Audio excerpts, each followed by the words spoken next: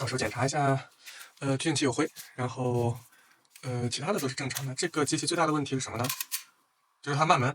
看我现在选一个1/30，然后这个慢门打到30，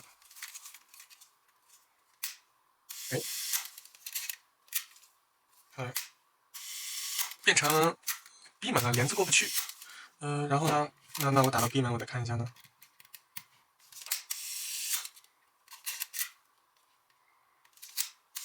B 门和30是一样的。然后呢，其实就是明明是我打了30，对吧？然后呢，这个门变成了1秒。然后呢，我打到4，还是1秒。打到2，又变成正常的 B 门了。那我在这个时候再试1/30，又正常了。那就说明这个机器的快门组有问题。然后我们现在就来拆开保养一下。除了快门组呢，我们校准一下黄斑点电解局警器，然后进行一下零件润滑一下。OK， 那我们开始。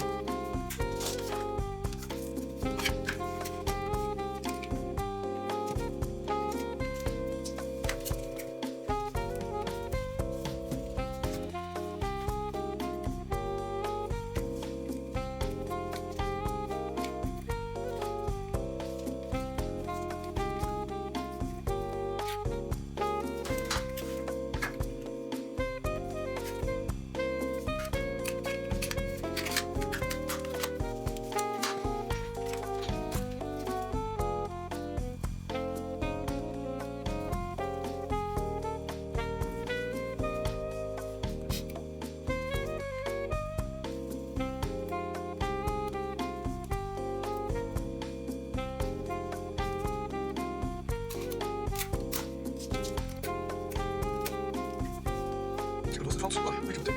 正常不应该这边的。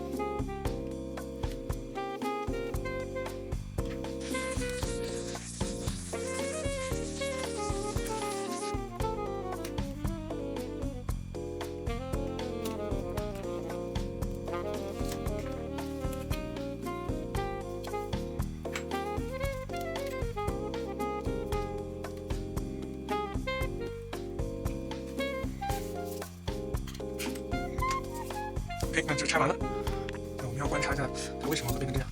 先不拆前盖，然后等一下看看需要把它一起拆。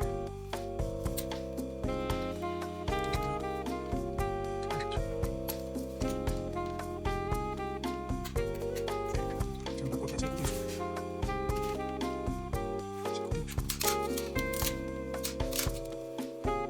那这样其实是看不到快门的，看不到快门我就继续拆了。